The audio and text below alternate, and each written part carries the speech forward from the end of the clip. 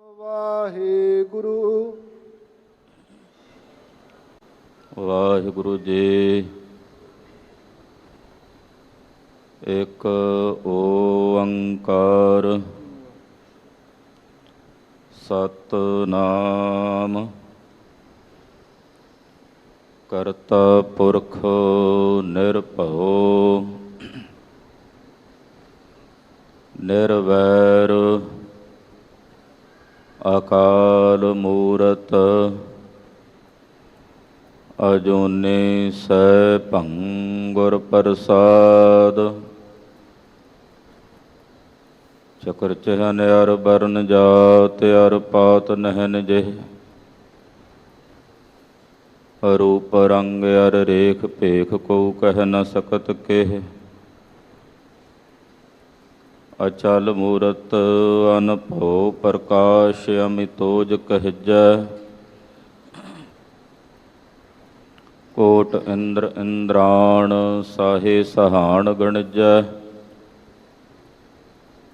ਤ੍ਰੇ ਭਵਨ ਮਹੀਪ ਸੁਰ ਨਰ ਅਸੁਰ ਨੇਤ ਨੇਤ ਬਨ ਤ੍ਰਿਣ ਕਹਿਤ।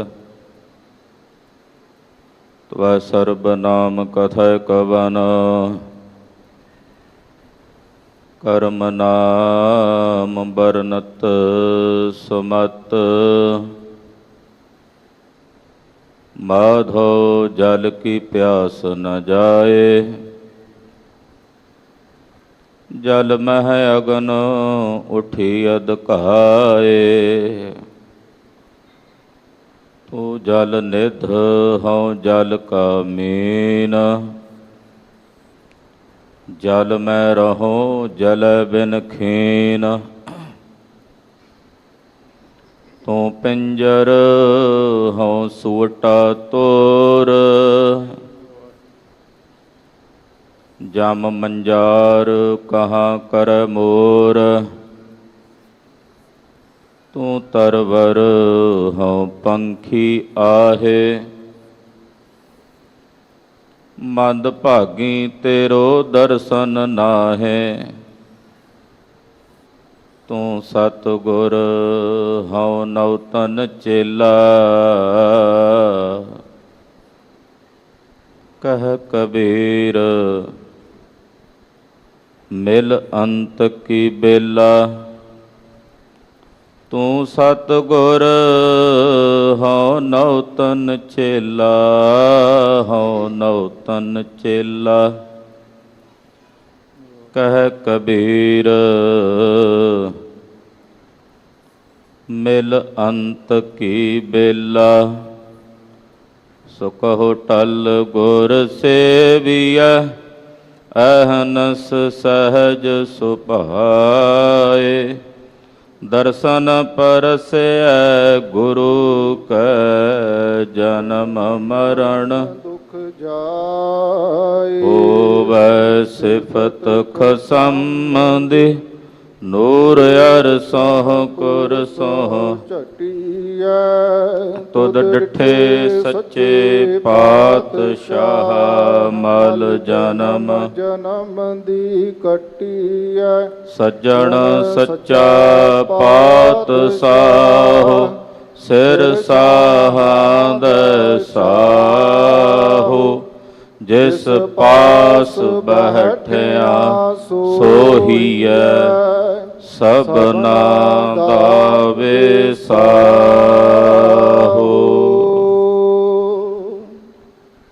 ਸਤਨਾਮ ਸ੍ਰੀ ਵਾਹਿਗੁਰੂ ਸਾਹਿਬ ਜੀ। ਸੂਹੀ ਮਹੱਲਾ ਪਹਿਲਾ ਘਰ ਛੇਵਾਂ। ਇੱਕ ਓੰਕਾਰ ਸਤਿਗੁਰ ਪ੍ਰਸਾਦ। ਉਜਲ ਕਹਿ ਚਿਲਕਣਾ ਕੋਟਿਮ ਕਾਲੜੀ ਮਸ। ਧੋਤਿਆਂ ਝੂਠ ਨਾ ਉਤਰੈ ਜੇ ਸੋ ਧੋਵਾ ਤਿਸ ਉਜਲ ਕਹਿ ਚਿਲਕਣਾ ਕੋਟਿਮ ਕਾਲੜੀ ਮਸ ਧੋਤਿਆਂ ਝੂਠ ਨਾ ਉਤਰੈ ਜੇ ਸੋ ਧੋਵਾ ਤਿਸ ਸੱਜਣ ਸੇਈ ਨਾਲ ਮੈਂ ਚੱਲਦਿਆਂ ਨਾਲ ਚਲਾਨਾ ਜਿੱਥੈ ਲੇਖਾ ਮੰਗੀਐ ਤਿੱਥੈ ਖੜੇ ਦਿਸਾਨਾ ਰਹਾਉ ਕੋਠੇ ਮੰਡਪ ਮਾੜੀਆਂ ਪਾਸੋ ਚਿਤ ਵਿਆਹ ਟੱਠੀਆਂ ਕੰਮ ਨ ਆਵਨੀ ਵਿੱਚੋਂ ਸਖਣੀਆਂ ਬੱਗਾ ਬੱਗੇ ਕੱਪੜੇ ਤੀਰਥ ਮੰਜ ਵਸਾਨਾ ਘੁੱਟ ਘੁੱਟ ਜੀਆ ਖਾਵਣੇ ਬੱਗੇ ਨਾ ਕਹੀਅੰਨਾ ਸਿਮਲ ਰੁੱਖ ਸਰੀਰ ਮੈਂ ਜਨ ਦੇਖ ਭੁਲਾਨਾ ਸੇ ਫਲ ਕੰਮ ਨ ਆਵਨੀ ਤੇ ਗੁਣ ਮੈਂ ਤਨ ਹਾਨਾ ਅੰਦਲੇ ਭਾਰ ਉਠਾਇਆ ਡੂਗਰ ਵਾਟ ਬਹੁਤ ਅੱਖੀ ਲੋੜੀ ਨਾਲ ਹਉ ਚੜ ਲੰਗਾ ਕਿਤ ਚਾਕਰੀਆਂ ਚੰਗਿਆਈਆਂ ਅਵਰ ਸਿਆਨਪ ਕਿਤ ਨਾਨਕ ਨਾਮ ਸੰਭਾਲ ਤੂੰ ਬੱਦਾ ਛੁਟੈ ਜਿਤ ਚਾਕਰੀਆਂ ਚੰਗਿਆਈਆਂ ਅਵਰ ਸਿਆਨਪ ਕਿਤ ਨਾਨਕ ਨਾਮ ਸੰਭਾਲ ਤੂੰ ਬੱਦਾ ਛੁਟੈ ਜਿਤ। ਵਾਹਿਗੁਰੂ ਜੀ ਕਾ ਖਾਲਸਾ ਵਾਹਿਗੁਰੂ ਜੀ ਕੀ ਫਤਿਹ। ਜੁਗੋ ਜੁਗ ਅਟਲ ਸਤਿਗੁਰੂ ਸ਼ਬਦ ਗੁਰੂ ਹਾਜ਼ਰਾਂ ਹਜੂਰ ਜਹਰਾਂ ਜਹੂਰ ਸਰਬ ਕਲਾ ਭਰਪੂਰ। ਦਸੋਂ ਪਾਤਸ਼ਾਹੀਆਂ ਦੀ ਆਤਮਿਕ ਜਾਗਦੀ ਜੋਤ ਧੰਨ ਧੰਨ ਸ੍ਰੀ ਗੁਰੂ ਗ੍ਰੰਥ ਸਾਹਿਬ ਜੀ ਮਹਾਰਾਜ ਜੀ ਦੀ ਪਾਵਨ ਪਵਿੱਤਰ ਹਜ਼ੂਰੀ 'ਚ ਜੁੜ ਬੈਠੀ ਗੁਰੂ ਕੀ ਸਾਜੀ ਔਰ ਨਵਾਜੀ ਹੋਈ ਗੁਰੂ ਕਾ ਖਾਸ ਰੂਪ ਗੁਰੂ ਖਾਲਸਾ ਸਾਧ ਸੰਗਤ ਜੀਓ, ਵੱਡਿਆਂ ਭਾਗਾਂ ਵਾਲੇ ਹੋ ਕੇ ਅੰਮ੍ਰਿਤ ਵੇਲੇ ਤੋਂ ਸੋਢੀ ਸੁਲਤਾਨ ਸਤਿਗੁਰੂ ਧੰਨ ਧੰਨ ਸ੍ਰੀ ਗੁਰੂ ਰਾਮਦਾਸ ਸਾਹਿਬ ਜੀ ਮਹਾਰਾਜ ਜੀ ਦੇ ਪਾਵਨ ਦਰਬਾਰਾਂ ਦੇ ਦਰਸ਼ਨ ਪਰਸ ਰਹੇ ਹੋ। ਸਤਿਗੁਰਾਂ ਦੀ ਰੱਬੀ ਬਾਣੀ, ਧੁਰ ਕੀ ਬਾਣੀ, ਅਕਾਲੀ ਬਾਣੀ, ਸ੍ਰੀ ਆਸਾ ਜੀ ਦੀ ਵਾਰ ਦੇ ਸ਼ਬਦ ਕੀਰਤਨ, ਰਾਗੀ ਸਿੰਘਾਂ ਦੀ ਰਸਨਾ ਤੋਂ ਬਹੁਤ ਹੀ ਅਦਬ ਸਤਿਕਾਰ ਸਹਿਤ ਆਪ ਜੀ ਨੇ ਸਰਵਣ ਕੀਤੇ ਹਨ। ਅੰਮ੍ਰਿਤ ਵੇਲੇ ਸੱਚਖੰਡ ਸ੍ਰੀ ਹਰਿਮੰਦਰ ਸਾਹਿਬ ਜੀ ਤੋਂ ਅੱਜ ਦੇ ਪ੍ਰਾਪਤ ਹੋਏ ਪਾਵਨ ਮਹਾਵਾਕ ਮੁੱਖ ਵਾਕ ਭਾਈ ਸਾਹਿਬ ਜੀ ਦੀ ਰਸਨਾ ਤੋਂ ਆਪ ਜੀ ਨੇ ਸਰਵਣ ਕੀਤੇ ਹਨ। ਆਓ ਕੁਝ ਸਮਾਂ ਗਰੀਬ ਨਵਾਜ ਪਾਤਸ਼ਾਹ ਦੇ ਚਰਨਾਂ ਨਾਲ ਸੁਰਤੀਆਂ ਬਿਰਤੀਆਂ ਜੋੜ ਕੇ ਸਤਿਗੁਰਾਂ ਦੀ ਸ਼ਬਦ ਦੀ ਵਿਚਾਰ ਨਾਲ ਜੁੜੀਏ। ਗੁਰੂ ਚਰਨਾਂ ਦਾ ਧਿਆਨ ਆਪਣੇ ਹਿਰਦਿਆਂ 'ਚ ਵਸਾਈਏ। ਇਸ ਪਾਵਨ ਸ਼ਬਦ ਦੀ ਉਥਾਨਕਾ ਮਹਾਂਪੁਰਸ਼ ਦੱਸਦੇ ਹਨ ਕਿ ਤੁਲੰਬੇ ਨਗਰ ਜਦੋਂ ਜਗਤ ਗੁਰੂ ਸ੍ਰੀ ਗੁਰੂ ਨਾਨਕ ਦੇਵ ਸਾਹਿਬ ਜੀ ਮਹਾਰਾਜ ਜੀ ਗਏ ਨੇ, ਭਾਈ ਮਰਦਾਨਾ ਜੀ ਜਦੋਂ ਸੱਚਖੰਡ ਗਮਨ ਕਰ ਗਏ ਤਾਂ ਉਹਨਾਂ ਦੇ ਸਪੁੱਤਰ ਭਾਈ ਸਜਾਦੇ ਨੂੰ ਨਾਲ ਲੈ ਕੇ ਸਤਿਗੁਰੂ ਸੱਚੇ ਪਾਤਸ਼ਾਹ ਜਦੋਂ ਖੁਰਮ ਨੂੰ ਜਾ ਰਹੇ ਸਨ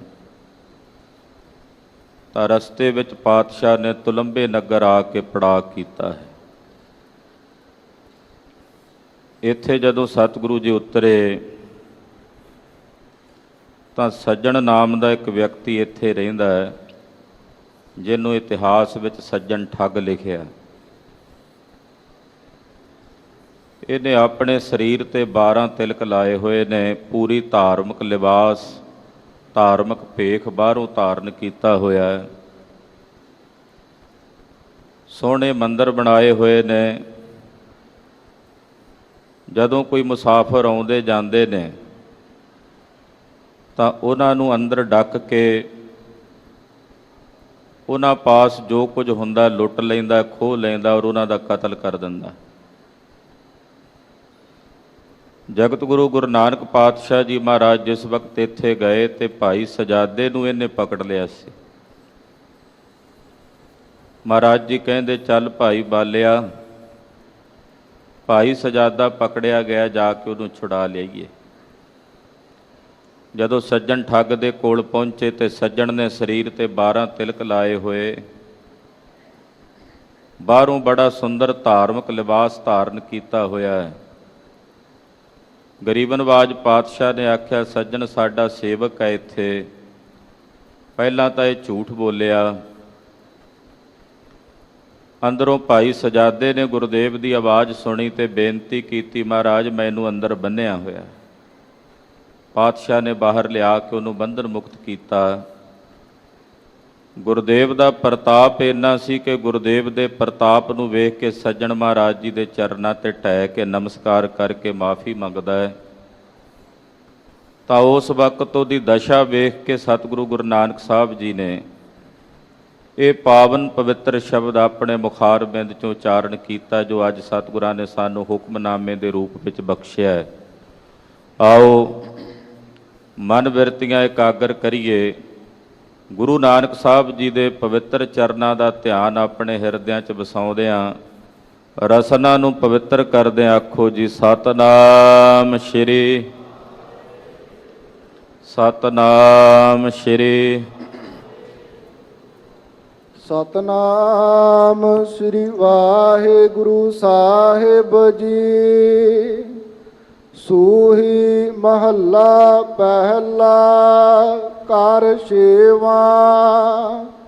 ਇੱਕ ਓੰਕਾਰ ਸਤਿਗੁਰ ਪ੍ਰਸਾਦ। ਸੂਹੀ ਰਾਗ ਹੈ। ਪਹਿਲੇ ਪਾਤਸ਼ਾਹ ਧੰਨ ਗੁਰੂ ਨਾਨਕ ਦੇਵ ਸਾਹਿਬ ਜੀ ਮਹਾਰਾਜ ਜੀ ਦਾ ਉਚਾਰਨ ਕੀਤਾ ਗਿਆ ਪਾਵਨ ਪਵਿੱਤਰ ਸ੍ਰੀ ਮੁਖਵਾਕ ਸ਼ਬਦ ਹੈ। ਘਰ ਛੇਵੇਂ ਵਿੱਚ ਸ਼ਬਦ ਨੂੰ ਗਾਇਨ ਕਰਨ ਦਾ ਹੁਕਮ ਹੈ। ਮੰਗਲਾਚਰਨ ਸਾਹਿਬ ਜੀ ਨੇ ਕੀਤਾ, ਅਕਾਲ ਪੁਰਖ ਇੱਕ ਅਦੁੱਤੀ ਹੈ, ਜਿਸ ਵਰਗਾ ਕੋਈ ਦੂਜਾ ਨਹੀਂ, ਸਜਾਤੀ ਬਜਾਤੀ ਸਭਗਤ ਤਿੰਨਾਂ ਭੇਦਾਂ ਤੋਂ ਰਹਿਤ ਹੈ। ਓੰਕਾਰ ਜੋ ਸਾਰਿਆਂ ਵਿੱਚ ਵਿਆਪਕ ਹੈ ਔਰ ਸਰਬ ਦਾ ਪ੍ਰਕਾਸ਼ਕ ਹੈ। ਸੰਸਕ੍ਰਿਤ ਦੇ ਆਬ ਧਾਤੂ ਤੋਂ ਓੰਕਾਰ ਬਣਿਆ, ਜਿਸ ਦੀ ਵਿਆਖਿਆ ਇੱਦਾਂ ਕਰਦੇ ਆ ਰੱਖਿਆ ਕਰਨ ਵਾਲਾ। ਜੋ ਚਾਰਣੇ ਮਾਤਰ ਸੇ ਰੱਖਿਆ ਕਰੇ ਉਹਨੂੰ ਕਹਿੰਦੇ ਆ ਓੰਕਾਰ। ਜੋ ਸਾਰੇ ਸੰਸਾਰ ਦੇ ਜੀਵਾਂ ਦਾ ਰਖਵਾਲਾ ਹੈ। ਰਾਖਾ ਏਕ ਹਮਾਰਾ ਸੁਆਮੀ ਸਗਲ ਘਟਾ ਕਾ ਅੰਤਰਜਾਮੀ। ਜੋ ਸਾਰਿਆਂ ਵਿੱਚ ਵਿਆਪਕ ਹੈ ਔਰ ਸਰਬ ਦਾ ਪ੍ਰਕਾਸ਼ਕ ਹੈ, ਉਤਪਤੀ ਕਰਦਾ ਹੈ, ਪਾਲਣਾ ਕਰਦਾ ਅਤੇ ਸੰਘਾਰਦਾ ਹੈ। ਸਤਿਗੁਰ ਪ੍ਰਸਾਦ, ਸਤ ਦਾ ਉਪਦੇਸ਼ ਦੇਣ ਵਾਲੇ ਗੁਰੂ ਦੀ ਕਿਰਪਾ ਦੁਆਰਾ ਤਿਸ ਪਾਰ ਬ੍ਰਹਮ ਪਰਮੇਸ਼ਰ ਦੇ ਸਰੂਪ ਦੀ ਪ੍ਰਾਪਤੀ ਹੁੰਦੀ ਹੈ। ਗੁਰੂ ਖਾਲਸਾ ਜੀ ਆਸਥਾਵਾਨ ਹਮੇਸ਼ਾ ਜਦੋਂ ਵੀ ਕੋਈ ਸ਼ਬਦ ਉਚਾਰਦਾ ਹੈ, ਕੋਈ ਪੁਸਤਕ ਲਿਖਦਾ, ਕੋਈ ਕਾਵਿ ਦਾ ਛੰਦ ਲਿਖਦਾ ਹੈ, ਤਾਂ ਆਸਤਕ ਵਿਅਕਤੀ ਹਮੇਸ਼ਾ ਆਪਣੇ ਇਸ਼ਟ ਦੇਵ ਦਾ ਮੰਗਲਾਚਰਨ ਕਰਦਾ ਹੈ। ਇਹ ਮਰਿਆਦਾ ਰਹੀ ਹੈ। ਭਾਰਤੀ ਸਾਹਿਤ ਦੀ ਵੀ ਔਰ ਗੁਰਮਤਿ ਸਾਹਿਤ ਦੀ ਵੀ। ਜਿਹੜੇ ਪਰਮੇਸ਼ਰ ਦੀ ਹੋਂਦ ਨੂੰ ਨਹੀਂ ਮੰਨਦੇ, ਨਾਸਤਕ ਨੇ, ਉਹਨਾਂ ਦੀਆਂ ਲਿਖੀਆਂ ਪੁਸਤਕਾਂ ਵੀ ਮਿਲਦੀਆਂ ਨੇ ਜਿਨ੍ਹਾਂ ਨੂੰ ਚਾਰ ਵਾਕ ਦਾ ਸਿਧਾਂਤ ਕਹਿੰਦੇ, ਅੱਜ ਕੱਲ੍ਹ ਮਾਰਕਸਵਾਦ ਕਹਿ ਦਿੰਦੇ ਹੈ। ਉਹ ਚਾਰ ਵਾਕੀਆਂ ਦੇ ਜਿਤਨੇ ਗ੍ਰੰਥ ਲਿਖੇ ਜਾਂਦੇ ਨੇ ਉਹਨਾਂ ਦੇ ਪ੍ਰਾਰੰਭ ਵਿੱਚ ਕਿਤੇ ਵੀ ਮੰਗਲਾਚਰਨ ਨਹੀਂ ਆਉਂਦਾ, ਕਿਉਂਕਿ ਉਹ ਇਸ਼ਟ ਮੰਨਦੇ ਹੀ ਨਹੀਂ ਕਿਸੇ ਨੂੰ, ਪਰਮੇਸ਼ਰ ਦੀ ਹੋਂਦ ਨੂੰ ਮੰਨਦੇ ਨਹੀਂ। ਆਸਥਾਵਾਨ ਅਕਾਲ ਪੁਰਖ ਪਰਮੇਸ਼ਰ ਨੂੰ ਆਪਣਾ ਇਸ਼ਟ ਮੰਨਦੇ ਹੈ। ਆਮ ਕਰਕੇ ਜਦੋਂ ਕੋਈ ਕਵਿਤਾ ਲਿਖੀ ਜਾਂਦੀ ਹੈ ਭਾਰਤੀ ਸਾਹਿਤ ਵਿੱਚ, ਤਾਂ ਉਹ ਪ੍ਰਾਰੰਭ ਦੇ ਵਿੱਚ ਕੋਈ ਗਣੇਸ਼ ਦਾ ਮੰਗਲਾਚਰਨ ਕਰਦਾ ਹੈ, ਕੋਈ ਸਰਸਵਤੀ ਦਾ ਮੰਗਲਾਚਰਨ ਕਰਦਾ ਹੈ, ਕੋਈ ਆਪਣੇ ਇਸ਼ਟ ਦੇਵ ਦਾ ਮੰਗਲਾਚਰਨ ਕਰਦਾ ਹੈ। ਸਤਿਗੁਰੂ ਜੀ ਜਦੋਂ ਆਪਣੇ ਪਾਵਨ ਸ਼ਬਦ ਉਚਾਰਨ ਕਰਦੇ ਨੇ ਤੇ ਅਕਾਲ ਪੁਰਖ ਪਰਮੇਸ਼ਰ ਦਾ ਮੰਗਲਾਚਰਨ ਕਰਦੇ ਹਨ, ਕਿਉਂਕਿ ਗੁਰੂ ਨਾਨਕ ਸਾਹਿਬ ਦੇ ਅਰਾਧਿਆ ਹੈ, ਗੁਰੂ ਨਾਨਕ ਸਾਹਿਬ ਦੇ ਇਸ਼ਟ ਅਕਾਲ ਪੁਰਖ ਵਾਹਿਗੁਰੂ ਪਾਰ ਬ੍ਰਹਮ ਪਰਮੇਸ਼ਰ ਜੀ ਹਨ। ਅੱਜ ਦੇ ਜਿਹੜੇ ਨਵੀਨ ਲਿਖਾਰੀ ਨੇ, ਚਾਹੇ ਉਹ ਗੁਰਮਤਿ ਸਾਹਿਤ ਲਿਖਦੇ ਨੇ, ਗੁਰਮਤਿ ਦੇ ਸੰਬੰਧ ਵਿੱਚ ਪੁਸਤਕਾਂ ਲਿਖਦੇ ਨੇ, ਪਰ ਉਹਨਾਂ ਦੇ ਪ੍ਰਾਰੰਭ ਵਿੱਚ ਕਦੇ ਵੀ ਕਿਤੇ ਉਹਨਾਂ ਨੇ ਮੰਗਲ ਨਹੀਂ ਲਿਖਿਆ ਹੁੰਦਾ। ਜੇ ਅਸੀਂ ਆਪਣਾ ਪੁਰਾਣਾ ਸਾਹਿਤ ਵੇਖਦੇ ਹਾਂ, ਇਤਿਹਾਸ ਵੇਖਦੇ ਹਾਂ, ਚਾਹੇ ਉਹ ਗੁਰਬਿਲਾਸ ਹਨ, ਚਾਹੇ ਉਹ ਸ਼੍ਰੀ ਗੁਰੂ ਸੋਭਾ ਹੈ, ਚਾਹੇ ਉਹ ਸੂਰਜ ਪ੍ਰਕਾਸ਼ ਹੈ, ਚਾਹੇ ਉਹ ਗੁਰੂ ਨਾਨਕ ਪ੍ਰਕਾਸ਼ ਹੈ, ਚਾਹੇ ਉਹ ਤਵਾਰੀਖ ਗੁਰੂ ਖਾਲਸਾ ਹੈ, ਚਾਹੇ ਉਹ ਪੰਥ ਪ੍ਰਕਾਸ਼ ਹੈ, ਚਾਹੇ ਉਹ ਪ੍ਰਾਚੀਨ ਪੰਥ ਪ੍ਰਕਾਸ਼ ਹੈ, ਜਿਤਨੀਆਂ ਵੀ, ਚਾਹੇ ਉਹ ਜਨਮ ਸਾਖੀਆਂ ਹਨ, ਸਾਡਾ ਜਿਤਨਾ ਵੀ ਸਾਹਿਤ ਪੁਰਾਣਾ ਇਤਿਹਾਸ ਦਾ ਲਿਖਿਆ ਮਿਲਦਾ ਹੈ, ਉਹਦੇ ਪ੍ਰਾਰੰਭ ਦੇ ਵਿੱਚ ਮੰਗਲਾਚਰਨ ਉਹਨਾਂ ਮਹਾਂਪੁਰਸ਼ਾਂ ਵੱਲੋਂ ਕੀਤਾ ਗਿਆ, ਕਿਉਂਕਿ ਪਰਮੇਸ਼ਰ ਦੀ ਹੋਂਦ ਨੂੰ ਉਹ ਮੰਨਦੇ ਨੇ। ਜਦੋਂ ਕੋਈ ਪੁਸਤਕ ਵੇਖਿਆ ਕਰਦੇ ਸਨ, ਪਹਿਲਾਂ ਉਹਦੇ ਵਿੱਚ ਪ੍ਰਾਰੰਭ 'ਚ ਵੇਖ ਲੈਂਦੇ ਸੀ ਵੀ ਇਹ ਇਸ਼ਟ ਦੇਵ ਪਰਮੇਸ਼ਰ ਨੂੰ ਮੰਨਦਾ, ਫਿਰ ਧਾਰਮਿਕ ਪੁਰਸ਼ ਉਸ ਗ੍ਰੰਥ ਵਿੱਚ ਆਪਣੀ ਪ੍ਰਵਿਰਤੀ ਕਰਿਆ ਕਰਦੇ ਸਨ। ਪਰ ਅੱਜ ਦੇ ਨਵੀਨ ਲਿਖਾਰੀ ਪੱਛਮੀ ਸੱਭਿਅਤਾ ਦੇ ਆਧਾਰ 'ਤੇ ਪੁਸਤਕਾਂ ਲਿਖਦੇ ਹਨ, ਭਾਵੇਂ ਕਿ ਮੰਨਦੇ ਨੇ ਗੁਰੂ ਨਾਨਕ ਗੁਰ ਪਰਮੇਸ਼ਰ ਅਕਾਲ ਪੁਰਖ ਨੂੰ, ਪਰ ਆਪਣੀਆਂ ਪੁਸਤਕਾਂ ਦੇ ਪ੍ਰਾਰੰਭ ਵਿੱਚ ਕਿਤੇ ਵੀ ਇੱਕ ਓਅੰਕਾਰ ਜਾਂ ਅਕਾਲ ਪੁਰਖ ਵਾਹਿਗੁਰੂ ਪਰਮੇਸ਼ਰ ਦਾ ਮੰਗਲ, ਆਪਣੇ ਇਸ਼ਟ ਦੇਵ ਦਾ ਮੰਗਲ ਨਹੀਂ ਕਰਦੇ। ਐਸੀ ਪਰੰਪਰਾ ਅੱਜ ਦੇ ਸਮੇਂ 'ਚ ਚੱਲ ਪਈ ਹੈ ਜੋ ਯੋਗ ਨਹੀਂ ਹੈ। ਸਿੱਖ ਧਰਮ ਨਾਲ ਸੰਬੰਧਿਤ ਜਿਤਨੀਆਂ ਵੀ ਪੁਸਤਕਾਂ ਲਿਖੀਆਂ ਜਾਣ, ਉਹਨਾਂ ਦੇ ਪ੍ਰਾਰੰਭ ਦੇ ਵਿੱਚ ਆਪਣੇ ਇਸ਼ਟ ਦਾ ਮੰਗਲ ਕਰਨਾ ਉਹਨਾਂ ਲਿਖਾਰੀਆਂ ਵੱਲੋਂ ਅਵਸ਼ਕ ਹੋਣਾ ਚਾਹੀਦਾ ਹੈ, ਤਾਂ ਜੋ ਇਹ ਸੰਸਾਰ ਵਿੱਚ ਪ੍ਰਗਟ ਹੋਵੇ ਕਿ ਆਪਣੇ ਇਸ਼ਟ ਦੇਵ ਨੂੰ ਮੰਨਣ ਵਾਲੇ ਆਸਤਕ ਨੇ, ਪਰਮੇਸ਼ਰ ਦੀ ਹੋਂਦ ਨੂੰ ਮੰਨਦੇ ਹੈ।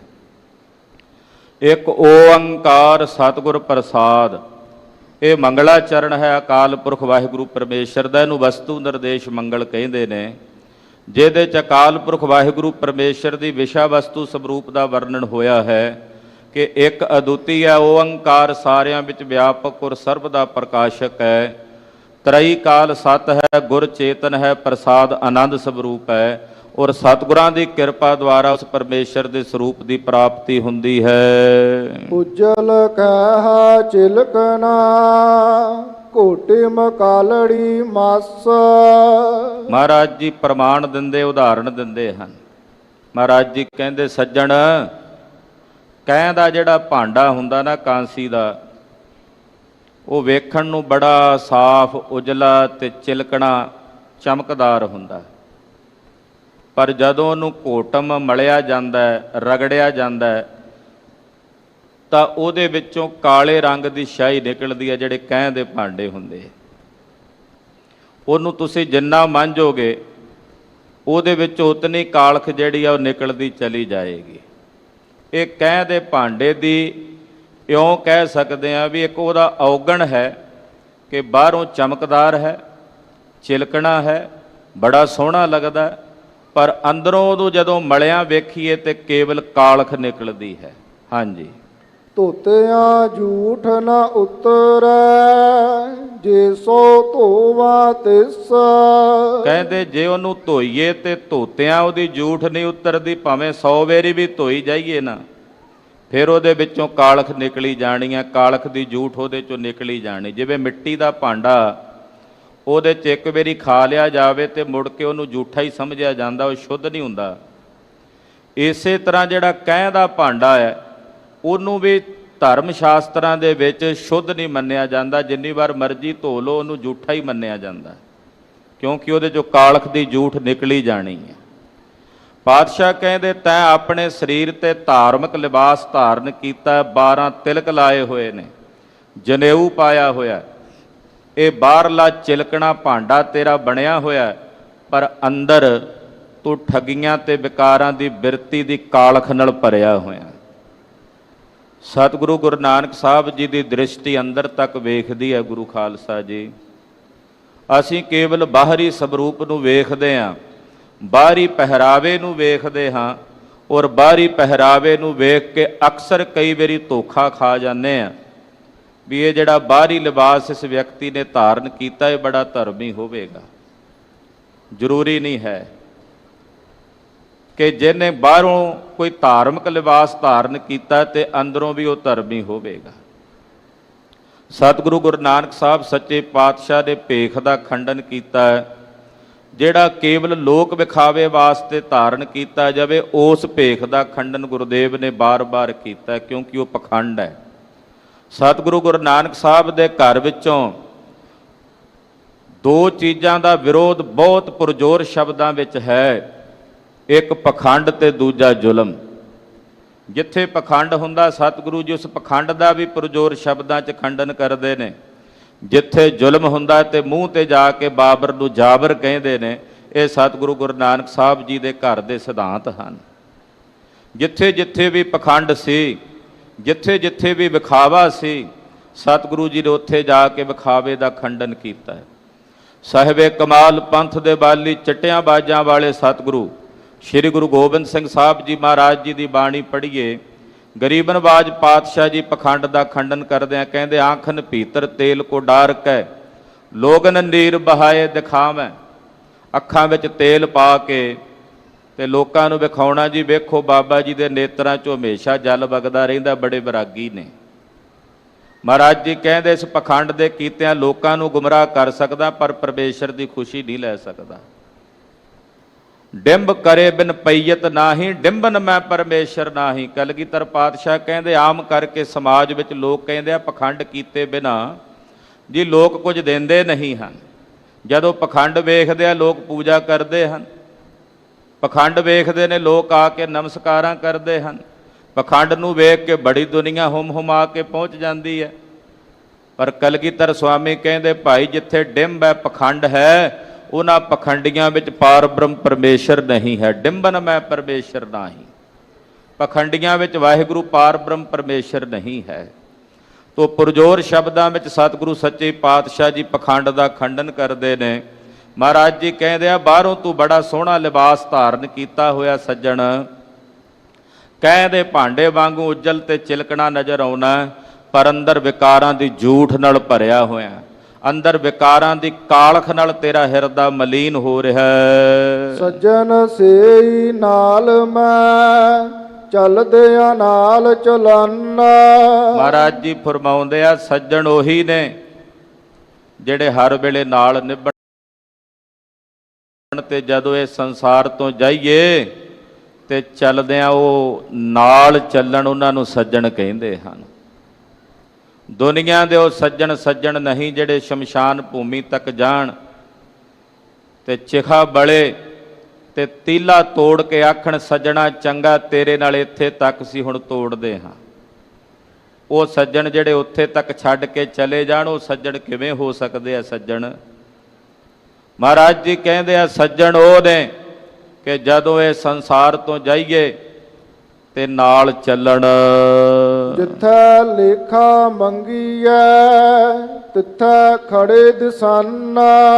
ਜਿੱਥੇ ਲੇਖਾ ਮੰਗਿਆ ਜਾਣਾ, ਜਿੱਥੇ ਹਿਸਾਬ ਕਿਤਾਬ ਹੋਣਾ, ਤੇ ਕਹਿੰਦੇ ਉਹ ਸੱਜਣ ਉੱਥੇ ਨਾਲ ਖੜੇ ਦਿਸਣ।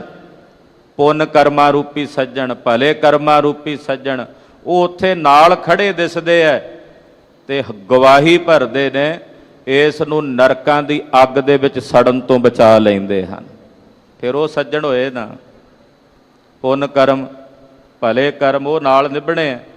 ਉਹ ਜਦੋਂ ਨਰਕਾਂ ਵਿੱਚ ਜੀਵ ਨੂੰ ਸੁੱਟਣਾ ਹੁੰਦਾ ਤੇ ਕੋਲ ਖਲੋ ਜਾਂਦੇ ਆ, ਉਹ ਜਾ ਕੇ ਗਵਾਹੀ ਭਰਦੇ ਆ ਵੀ ਅਸੀਂ ਇਹਨਾਂ ਦੇ ਨਾਲ ਹਾਂ, ਇਹਨਾਂ ਨੂੰ ਨਰਕਾਂ ਦੀ ਅੱਗ 'ਚ ਨਾ ਝੋਕਿਆ ਜਾਏ। ਉਹ ਸੱਜਣ ਨੇ ਜਿਹੜੇ ਨਾਲ ਖੜੇ ਨੇ, ਲੋਕ ਪਰਲੋਕ ਵਿੱਚ ਨਾਲ ਨਿਭਦੇ ਹਨ। ਰਹਾਓ ਕੋਠੇ ਮੰਡਪ ਮਾੜੀਆਂ ਪਾਸੋ ਹੋ ਚਿਤ ਵਿਆਹ। ਮਹਾਰਾਜ ਜੀ ਕਹਿੰਦੇ ਆ ਕੱਚੇ ਕੋਠੇ ਨੇ, ਪੱਕੇ ਮਕਾਨ ਮੰਡਪ ਬਣੇ ਹੋਏ ਨੇ, 2 ਮੰਜ਼ਲੇ ਮਾੜੀਆਂ ਬਣੀਆਂ ਹੋਈਆਂ ਨੇ। ਇਹ ਆਲੇ ਦੁਆਲਿਓਂ ਚਿਤ ਵਿਆਹ ਦਾ ਮਤਲਬ ਹੁੰਦਾ ਵੀ ਚਿੱਤਰਕਾਰੀਆਂ ਕੀਤੀਆਂ ਹੋਈਆਂ, ਬੜੇ ਬੜੇ ਸੋਹਣੀਆਂ ਉੱਤੇ ਚਿੱਤਰਕਾਰੀਆਂ ਬਣਾਈਆਂ ਗਈਆਂ ਨੇ। ਪੁਰਾਣੀਆਂ ਇਮਾਰਤਾਂ ਜਦੋਂ ਬਣਦੀਆਂ ਸਨ, ਉਹਨਾਂ ਇਮਾਰਤਾਂ ਦੇ ਵਿੱਚ ਸੁੰਦਰ ਚਿੱਤਰਕਾਰੀਆਂ ਕੀਤੀਆਂ ਜਾਂਦੀਆਂ ਸਨ, ਉਹਨਾਂ ਨੂੰ ਬੜੇ ਸੋਹਣੇ ਢੰਗ ਦੇ ਨਾਲ ਸਜਾਇਆ ਜਾਂਦਾ ਸੀ।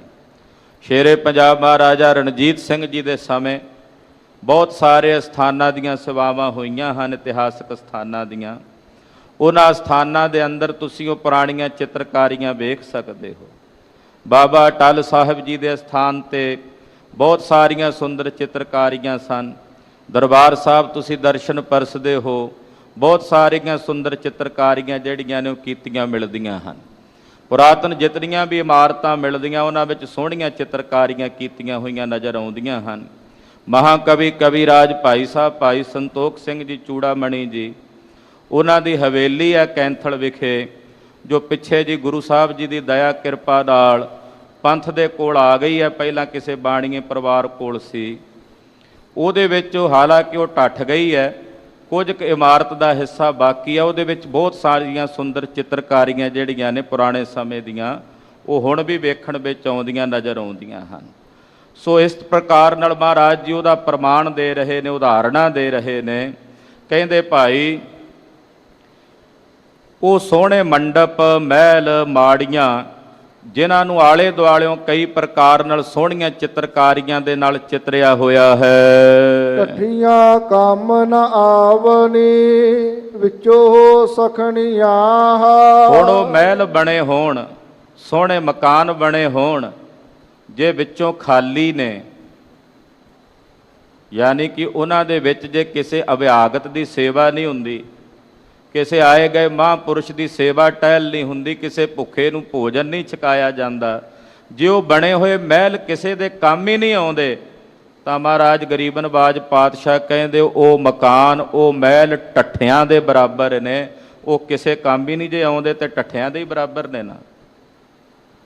ਜਿਹੜਾ ਮਕਾਨ ਬਣਿਆ ਹੋਵੇ ਜੇ ਕਿਸੇ ਦੇ ਕੰਮ ਆਵੇ, ਕੋਈ ਉੱਥੇ ਰਹਿੰਦਾ ਹੈ, ਕੋਈ ਉੱਥੇ ਵਸਦਾ ਹੈ, ਫਿਰ ਤਾਂ ਠੀਕ ਹੈ। ਜੇ ਕੇਵਲ ਬਣਾ ਦਿੱਤਾ ਹੈ ਤੇ ਖਾਲੀ ਪਿਆ, ਵਿੱਚੋਂ ਸਖਣਾ, ਤੇ ਫਿਰ ਉਹ ਟੱਠੀਆਂ ਦੇ ਹੀ ਬਰਾਬਰ ਨੇ, ਜੇ ਉੱਥੇ ਕੋਈ ਰਹਿੰਦਾ ਹੀ ਨਹੀਂ, ਕਿਸੇ ਦਾ ਵਸੇਬਾ ਹੀ ਨਹੀਂ ਹੈ।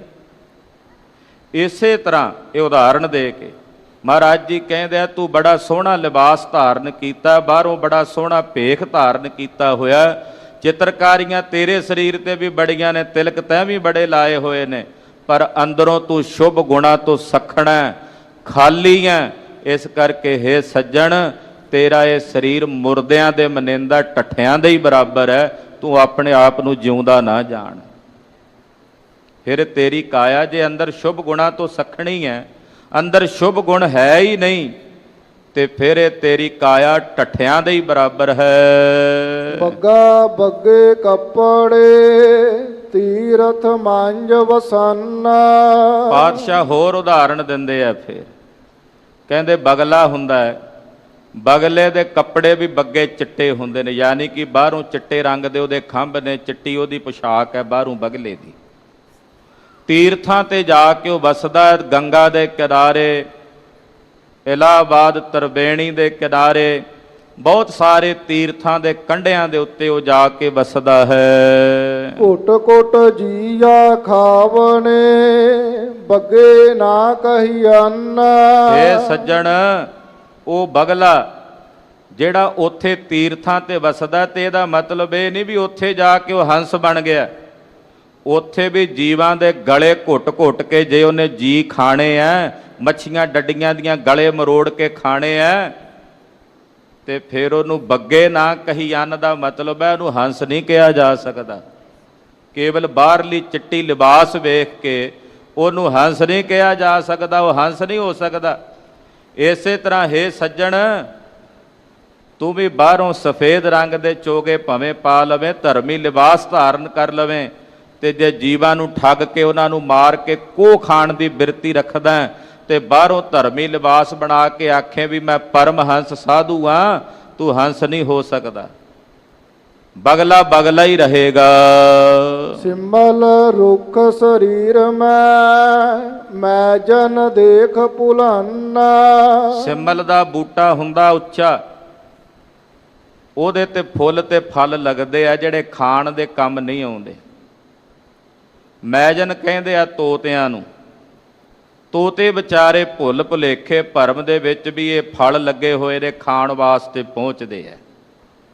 ਜਦੋਂ ਜਾ ਕੇ ਫਲ ਖਾਣ ਲੱਗਦੇ ਆ ਤੇ ਫਲ ਫਿੱਕੇ, ਫੁੱਲ ਬੱਕ ਬਕੇ। ਇਦਾਂ ਦਾ ਫਿਰ ਉਹਨਾਂ ਦਾ ਹਾਲ ਹੈ। ਉਹ ਨਾ ਖਾਣ ਦੇ ਕੰਮ ਆਉਂਦੇ ਆ, ਨਾ ਪੁੰਚਣ ਦੇ ਕੰਮ ਆਉਂਦੇ ਆ, ਤੇ ਨਿਰਾਸ਼ ਹੋ ਕੇ ਉਹ ਤੋਤਾ ਉੱਥੋਂ ਮੁੜ ਜਾਂਦਾ। ਗਰੀਬ ਨਵਾਜ ਪਾਤਸ਼ਾਹ ਜੀ ਮਹਾਰਾਜ ਜੀ ਕਹਿੰਦੇ ਆ, ਹੇ ਸੱਜਣ, ਤੂੰ ਵੀ ਸਿਮਲ ਦੇ ਬੂਟੇ ਵਾਂਗੂ ਵੇਖਣ ਨੂੰ ਉੱਚਾ ਲੱਗਦਾ, ਵੇਖਣ ਨੂੰ ਪਤਾ ਲੱਗਦਾ ਵੀ ਤੂੰ ਲਿਬਾਸ ਧਰਮੀ ਧਾਰਨ ਕੀਤਾ ਹੋਇਆ ਹੈ। ਔਰ ਬੜੇ ਮੁਸਾਫਰ ਆਉਂਦੇ ਆ, ਵੇਖ ਕੇ ਤੋਤਿਆਂ ਵਾਂਗੂ ਭਰਮ ਜਾਂਦੇ ਆ ਤੇ ਤੇਰੇ ਕੋਲ ਪਹੁੰਚਦੇ ਆ। ਜਦੋਂ ਤੇਰੇ ਕੋਲ ਆਉਂਦੇ ਆ ਤੇ ਇੱਥੇ ਉਹਨਾਂ ਨੂੰ ਕੁਝ ਵੀ ਹਾਸਲ ਨਹੀਂ ਹੁੰਦਾ। ਸੇ ਫਲ ਕੰਮ ਨ ਆਵਨੀ ਤੇ ਗੁਣ ਮੈਂ ਤਨ ਹਨ। ਉਸ ਸਿਮਲ ਦੇ ਫੁੱਲ ਤੇ ਫਲ ਜਿਹੜੇ ਨੇ ਉਹ ਕੰਮ ਨਹੀਂ ਆਉਂਦੇ। ਕਹਿੰਦੇ, ਹੇ ਪ੍ਰਭੂ, ਮੇਰੇ ਵਿੱਚ ਵੀ ਇਹੋ ਜਿਹੀ ਔਗਣ ਨੇ। ਵੇਖਣ ਨੂੰ ਭਾਵੇਂ ਮੈਂ ਬੜਾ ਸੁੰਦਰ ਸਵਰੂਪ ਨਜ਼ਰ ਆਉਣਾ, ਮਨੁੱਖ ਨਜ਼ਰ ਆਉਣਾ, ਮਨੁੱਖਾਂ ਵਾਲੇ ਬਾਹਰੋਂ ਸਾਰੇ ਅੰਗ ਚਿੰਨ੍ਹ ਨਜ਼ਰ ਆਉਂਦੇ ਆ, ਪਰ ਹੇ ਪ੍ਰਭੂ, ਅੰਦਰੋਂ ਕੇਵਲ ਔਗਣਾਂ ਦਾ ਭਰਿਆ ਹੋਇਆ ਸਖਣਾ ਹਾਂ। ਹੇ ਸੱਜਣ, ਤੂੰ ਏਦਾਂ ਆਪਣੇ ਮਨ ਵਿੱਚ ਜਾਣ ਲੈ। ਮੈਂ ਜਨ ਪਾਠ ਇਕੱਠਾ ਵੀ ਮਹਾਂਪੁਰਸ਼ ਕਰਦੇ ਆ, ਤੇ ਫਰੀਦਕੋਟੀ ਟੀਕੇ ਵਿੱਚ ਜਿਹੜਾ ਸਭ ਤੋਂ ਪਹਿਲਾ ਟੀਕਾ ਸ੍ਰੀ ਗੁਰੂ ਗ੍ਰੰਥ ਸਾਹਿਬ ਜੀ ਦਾ ਹੈ, ਉਹਨਾਂ ਨੇ ਮੈਂ ਜਨ ਵੱਖਰਾ ਵੱਖਰਾ ਪਾਠ ਕਰਕੇ ਅਰਥ ਵੀ ਕੀਤੇ ਹਨ ਕਿ ਉਸ ਸਿਮਲ ਰੁੱਖ ਰੂਪੀ ਦਰਖਤ ਵਾਂਗੂ ਤੈਨੂੰ ਵੇਖ ਕੇ ਆਮ ਕਰਕੇ ਜਿਹੜੇ ਜਨ ਨੇ ਉਹ ਭਰਮ ਜਾਂਦੇ ਆ, ਉਹ ਤੇਰੇ ਕੋਲ ਆਉਂਦੇ ਆ, ਔਰ ਤੂੰ ਉਹਨਾਂ ਨੂੰ ਮਾਰ ਕੇ ਖਾਨਾ, ਉਹਨਾਂ ਨੂੰ ਲੁੱਟਦਾ ਹੈ। ਸੋ ਇਸ ਪ੍ਰਕਾਰ ਤੂੰ ਆਪਣੇ ਹਿਰਦੇ 'ਚ ਜਾਣ ਲੈ। ਅੰਦਲੇ ਭਾਰ ਉਠਾਇਆ ਡੂਗਰ ਵਾਟ ਬਹੁਤ। ਪਾਤਸ਼ਾਹ ਕਹਿੰਦੇ ਆ, ਅੰਦਲਿਆਂ ਨੇ ਸਿਰ ਤੇ ਭਾਰ ਚੁੱਕ ਲਿਆ। ਇੱਕ ਤਾਂ ਨੇਤਰਾਂ ਤੋਂ ਅੰਨੇ, ਦੂਜਾ ਸਿਰ ਤੇ ਪੰਡ ਬੜੀ ਵੱਡੀ ਚੁੱਕ ਲਈ, ਤੀਜਾ ਪਹਾੜੀ ਰਾਹ ਆ ਬੜਾ ਭਿਆਨਕ। ਹੁਣ ਦੱਸੋ ਵੀ ਕਿਵੇਂ ਟੁਰੇ। ਇੱਕ ਤਾਂ ਅੰਨਾ, ਅੰਨੇ ਨੂੰ ਉੱਦਾਂ ਟੁਰਨਾ ਔਖਾ, ਦੂਜਾ ਸਿਰ ਤੇ ਭਾਰ ਚੁੱਕ ਲਿਆ, ਪੰਡ ਚੁੱਕ ਲਈ ਆ ਬੜੀ ਵੱਡੀ, ਤੀਜਾ ਡੂਗਰ ਰਸਤਾ ਹੈ, ਪਹਾੜੀ ਰਾਹ ਹੈ। ਹਾਂਜੀ, ਅੱਖੀ ਲੋੜੀ ਨਾ ਲਹਾ ਹਉ ਚੜ ਲੰਗਾ ਕਿਤ। ਕਹਿੰਦੇ ਫਿਰ ਹੁਣ ਅੱਖਾਂ ਨਹੀਂ ਹਨ ਉਸ ਰਸਤੇ ਦੇ ਉੱਤੇ, ਹੁਣ ਰਸਤਾ ਲੱਭਦਾ ਨਹੀਂ ਹੈ, ਸੁੱਝਦਾ ਨਹੀਂ ਹੈ ਵੀ ਜਾਣਾ ਕਿੱਥੇ ਹੈ। ਇਹਦੇ ਅਰਥ ਨੇ ਅੰਤਰੀਵੀ ਭਾਵ ਦੇ ਕਿ ਅਗਿਆਨਤਾ ਦੇ ਹਨੇਰੇ 'ਚ ਅੰਨੇ ਹੋਏ ਮਨੁੱਖ ਨੇ ਆਪਣੇ ਸਿਰ ਦੇ ਉੱਤੇ ਪਾਪਾਂ ਦੇ ਭਾਰ ਦੀ ਬੜੀ ਵੱਡੀ ਪੰਡ ਚੁੱਕ ਲਈ ਹੈ। ਤੇ ਜੰਮਾਂ ਦਾ ਜਿਹੜਾ ਰਾਹ ਆ ਨਾ, ਡੂਗਰ ਪਹਾੜੀ, ਉਹ ਬੜਾ ਲੰਮਾ ਹੈ। ਗਿਆਨ ਰੂਪੀ ਚਕਸ਼ੂਆਂ ਤੋਂ ਬਿਨਾਂ, ਗਿਆਨ ਰੂਪੀ ਨੇਤਰਾਂ ਤੋਂ ਬਿਨਾਂ ਹੁਣ ਉਸ ਰਸਤੇ ਤੇ ਟੁਰਿਆ ਨਹੀਂ ਜਾਣਾ। ਅੱਖੀ ਲੋੜੀ ਨਾਲ ਹਾਂ, ਗਿਆਨ ਰੂਪੀ ਨੇਤਰਾਂ ਤੋਂ ਬਿਨਾਂ ਨਹੀਂ ਪਤਾ ਲੱਗਣਾ। ਤੂੰ ਹਉਮੈ ਦੇ ਹੰਕਾਰ ਦੀ ਹੈਂਕੜ ਵਿੱਚ ਭਰਿਆ ਹੋਇਆ, ਹਉ ਤੇਰੇ ਅੰਦਰ ਹਉਮੈ ਹੈ। ਉਸ ਹਉਮੈ ਕਰਕੇ ਤੇਰੇ ਕੋਲ ਗਿਆਨ ਰੂਪੀ ਨੇਤਰ ਨਹੀਂ, ਜਿਹਦੇ ਨਾਲ ਤੂੰ ਕਾਮ ਕ੍ਰੋਧ ਰੂਪੀ ਪਹਾੜਾਂ ਨੂੰ ਚੜ੍ਹ ਕੇ ਪਾਰ ਲੰਘ ਸਕੇ। ਹਾਲੇ ਵੀ ਸਮਾਂ ਹੈ ਸੱਜਣਾ, ਆਪਣੇ ਹਿਰਦੇ 'ਚ ਵਿਚਾਰ ਕਰ ਤੇ ਵਿਚਾਰ ਕਰਕੇ ਸੋਚ ਕਿ ਚੜ੍ਹ ਲੰਘਾਂ ਕਿਤ, ਮੈਂ ਕਿਹੜੇ ਤਰੀਕੇ ਨਾਲ, ਕਿਸ ਉਪਾਅ ਨਾਲ ਇਸ ਸੰਸਾਰ ਸਾਗਰ ਤੋਂ, ਇਸ ਪਹਾੜਾਂ ਤੋਂ ਲੰਘ ਕੇ ਪਾਰ ਉਤਰਾਂ, ਤੇ ਉਹ ਤਰੀਕਾ ਮੈਂ ਅਪਣਾਵਾਂ। ਇਹ ਵਿਚਾਰ ਹਾਲੇ ਵੀ ਵੇਲਾ ਆ ਆਪਣੇ ਹਿਰਦੇ 'ਚ ਕਰ ਲੈ। ਚਾਕਰੀਆਂ ਚੰਗਿਆਈਆਂ ਅਵਰ ਸਿਆਣਪ ਕੀਤਾ। ਚਾਕਰੀਆਂ ਤੇ ਚੰਗਿਆਈਆਂ, ਚਲਾਕੀਆਂ ਸੱਜਣਾ, ਇਹ ਪਾਰ ਬ੍ਰਹਮ ਪਰਮੇਸ਼ਰ ਦੇ ਘਰ 'ਚ ਨਹੀਂ ਚੱਲਦੀਆਂ, ਇਹ ਨਿਰੰਕਾਰ ਦੇ ਘਰ 'ਚ ਨਹੀਂ ਚੱਲਦੀਆਂ। ਦੋ ਵਿਅਕਤੀ ਵਪਾਰ ਕਰਦਿਆਂ ਕਿਤੇ ਮੁਨਾਫਾ ਹੋਇਆ ਤੇ ਸੁਖਣਾ ਸੁਖੀ ਕਿ ਜਿਹੜਾ ਲਾਭ ਹੋਇਆ ਉਹ ਲਾਭ ਜਾ ਕੇ ਆਪਣੇ ਭਗਵਾਨ ਅੱਗੇ ਅਰਪਣ ਕਰਨਾ। ਇੱਕ ਗਿਆ ਭਗਵਾਨ ਦੇ ਕੋਲ ਜਦੋਂ ਦੇਣ ਵਾਸਤੇ ਪਹੁੰਚਿਆ ਤੇ ਹੁਣ ਹਿਰਦਾ ਵਿੱਚੋਂ ਕਿੱਥੇ ਕਹੇ ਵੀ ਇੰਨਾ ਧਨ ਕਿਵੇਂ ਦਿਆਂ, ਸੁਖਣਾ ਤਾਂ ਸੁੱਖ ਬੈਠਾ। ਹੁਣ ਉਹ ਸੁਖਣਾ ਦੇਣੀ ਔਖੀ ਹੋ ਰਹੀ ਹੈ। ਕਹਿੰਦਾ ਹੇ ਭਗਵਾਨ, ਲਿਆ ਤਾਂ ਤੇਰੇ ਕੋਲੋਂ ਹੀ ਹੈ, ਤੈਂ ਹੀ ਦਿੱਤਾ, ਹੁਣ ਤੈਨੂੰ ਕਿਵੇਂ ਦਿਆਂ। ਬੜੀ ਕਸ਼ਮਕਸ਼ ਹਿਰਦੇ 'ਚ ਚੱਲੀ ਤੇ ਅਖੀਰ ਨੂੰ ਉਹਨੇ ਫੈਸਲਾ ਕੀਤਾ। ਕਹਿੰਦਾ ਚੱਲ ਭਗਵਾਨ, ਤੇਰੇ ਤੇ ਮੇਰੇ ਵਿਚਕਾਰ ਮੈਂ ਇੱਕ ਲਕੀਰ ਖਿੱਚਦਾ, ਉਸ ਲਕੀਰ ਤੋਂ ਉਰਲੇ ਪਾਸੇ ਜਿਹੜਾ ਸੁੱਟਾਂਗਾ ਮੈਂ ਸਾਰਾ ਧਨ ਇਕੱਠਾ ਹੀ ਤੈਨੂੰ ਦੇ ਦਿੰਦਾ। ਜਿਹੜਾ ਮੁਨਾਫਾ ਹੋਇਆ ਕੱਲਾ ਉਹ ਨਹੀਂ, ਸਾਰਾ ਹੀ ਜਿੰਨਾ ਮੇਰੇ ਕੋਲ ਹੈ ਉਹਦੇ ਚੋਂ ਲਕੀਰ ਦੇ ਪਾਰਲੇ ਪਾਸੇ ਜਿਹੜਾ ਧਨ ਡਿੱਗਾ ਉਹ ਤੇਰਾ, ਜਿਹੜਾ ਉਰਲੇ ਪਾਸੇ ਡਿੱਗਾ ਉਹ ਮੇਰਾ। ਲਕੀਰ ਖਿੱਚ ਕੇ ਜਿਉਂ ਸੁੱਟਣ ਲੱਗਾ, ਹੁਣ ਸੁੱਟਣਾ ਤਾਂ ਇਹਦੇ ਹੱਥ ਵਿੱਚ ਹੀ ਸੀ ਨਾ, ਪਾਰਲੇ ਪਾਸੇ ਕੋਈ ਇੱਕ ਅੱਧਾ ਸਿੱਕਾ ਸੁੱਟ ਦਿਆ ਕਰੇ ਤੇ ਉਰਲੇ ਪਾਸੇ ਬਹੁਤਾ ਧਨ ਆਪਣੇ ਵਾਲੇ ਪਾਸੇ ਸੁੱਟ ਲਿਆ ਕਰੇ। 5-7 ਸਿੱਕੇ ਹੀ ਭਗਵਾਨ ਵਾਲੇ ਪਾਸੇ ਗਏ। ਕਹਿੰਦਾ ਲੈ ਭਗਵਾਨ, ਮੈਂ ਤਾਂ ਆਪਣੇ ਵੱਲੋਂ ਸੁੱਟਦਾ ਹੀ ਸੀ, ਤੇਰੇ ਵੱਲ ਜਾਂਦਾ ਹੀ ਨਹੀਂ ਸੀ, ਮੇਰੇ ਵੱਲ ਡਿੱਗ ਪੈਂਦਾ ਸੀ, ਇਹਦੇ 'ਚ ਮੇਰੀ ਹੁਣ ਕੀ ਗਲਤੀ ਹੈ। ਦੂਜਾ ਇੱਕ ਹੋਰ ਖੜਾ ਸੀ ਉੱਥੇ, ਉਹ ਕਹਿਣ ਲੱਗਾ ਭਗਵਾਨ, ਮੈਂ ਇਸ ਬੰਦੇ ਵਾਂਗੂ ਚਲਾਕ ਨਹੀਂ ਵੀ ਤੇਰੇ ਨਾਲ ਚਲਾਕੀਆਂ ਕਰੇ, ਮੈਂ ਆ ਇਮਾਨਦਾਰ, ਮੈਂ ਆ ਸਮਝਦਾਰ, ਔਰ ਮੈਂ ਤੇਰੇ ਕੀਤੇ ਅਹਿਸਾਨ ਨੂੰ ਆ ਮੰਨਦਾ। ਕਹਿੰਦਾ ਮੈਂ ਇਹਦੇ ਵਾਂਗੂ ਤੇਰੇ ਮੇਰੇ ਵਿੱਚ ਲਕੀਰਾਂ ਨਹੀਂ ਖਿੱਚਣੀਆਂ, ਮੈਂ ਤਾਂ ਸਗੋਂ ਲਕੀਰਾਂ ਵਟਾਣੀਆਂ ਨੇ। ਮੈਂ ਸੁਣਿਆ ਭਗਵਾਨ ਤੂੰ ਆਕਾਸ਼ ਵਿੱਚ ਹੁੰਨਾ, ਮੈਂ ਸਾਰੀ ਪੈਸੇ ਜਿੰਨੀ ਮਾਇਆ ਆਕਾਸ਼ ਨੂੰ ਸੁੱਟਾਂਗਾ, ਜਿੰਨੇ ਤੈਂ ਰੱਖ ਲਏ ਤੇਰੇ, ਜਿਹੜੇ ਜ਼ਮੀਨ ਤੇ ਆ ਗਏ ਉਹ ਮੇਰੇ।